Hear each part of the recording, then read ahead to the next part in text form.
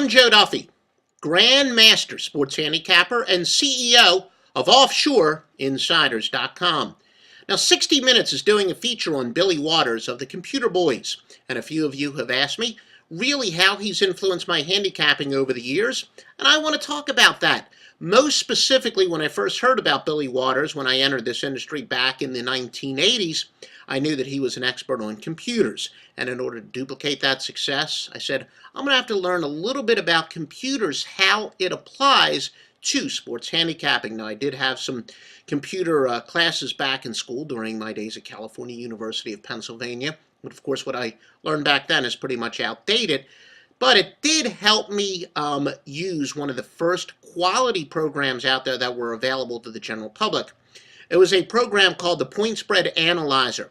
It was written by Dr. Mike Orkin, who is a PhD, a professor of statistics out in one of the California universities, California Northridge, I believe it was. And that program was focused a little bit more on systems and angles. And essentially, there's three types of computer programs that I use as part of my sports handicapping. One is just like that, a systems and angles type program. An example would be one that we've been using since our score phone days in the 1980s.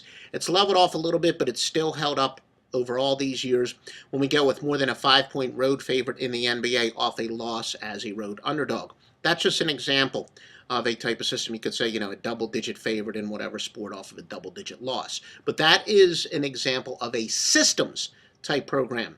Then you have the simulator programs, and those that do the actual predictions of the outcome of a game.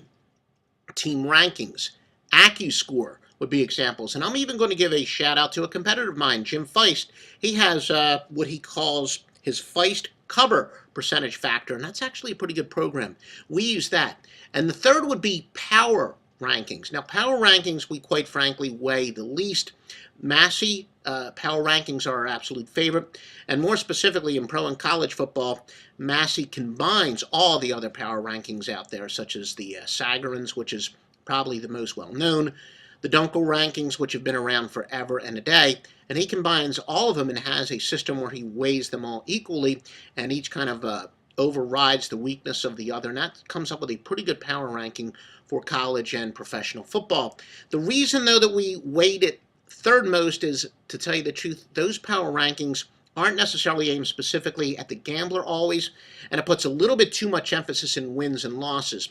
And the square player doesn't realize that wins and losses are a little bit overrated when it comes to picking games against the spread. We're worried about margin, not simple straight up wins and losses. But where do those, how do we weigh those? When it comes to the systems, which is what we like the most, we only consider something right around 80 units to be statistically significant. Now, it's not like it's a clear cutoff point. In other words, if something is at 78, or is at 78 units, we consider it not statistically significant, and if it's at 80.5, we do consider it statistically significant. Not like that, but right around 80 is what we do consider to be something that we want to weigh pretty heavily.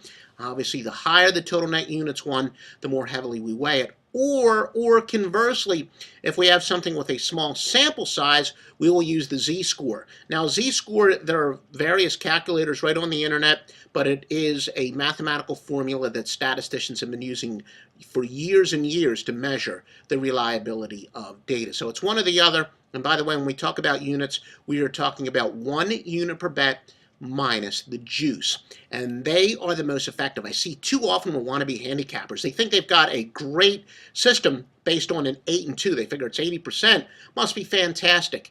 Anybody that knows even the basics, the absolute first day of Statistics 101 will tell you an 8 and 2 stat is nothing that's of any significance at all. So that's one of the more important things. And most effectively, we use not a specific computer system, but how we use numbers, somewhat inspired also by Billy Waters and the computer group, our performance gap analysis. This is something that we've been working on and fine-tuning over the years. This is specifically, though, in football. We don't have it in other sports, but we're looking for some ways to be as accurate in other sports based on this. But it basically says yards per rush, yards per pass, and yards per play Our lead indicators were things like turnovers and yards per point, are lag indicators. You can search that on our site, joeduffy.net or offshoreinsiders.com, or explain it more in depth. But just some of the examples of where we have been inspired by the computer group and now Billy Waters in our handicapping. Of course, it's all weighed with a bunch of other factors such as intangibles, matchups, spot plays. One of our upcoming videos is going to be about spot plays, which quite frankly we've really weighted a lot more heavily in recent years than I did my first couple decades of handicapping. We're always refining, always adjusting our techniques. But the short answer to the question is where Billy Waters has most influenced me is how to effectively use computer programming, both when you're talking about angles and systems and when you're talking about the simulator / the prediction software. And then last and least would be the power rankings out there. But all that goes towards our handicapping at offshoreinsiders.com, where I, Joe Duffy, Grandmaster Handicapper, am part of the dream team at God's Tips. God's Tips is the anchor of offshoreinsiders.com.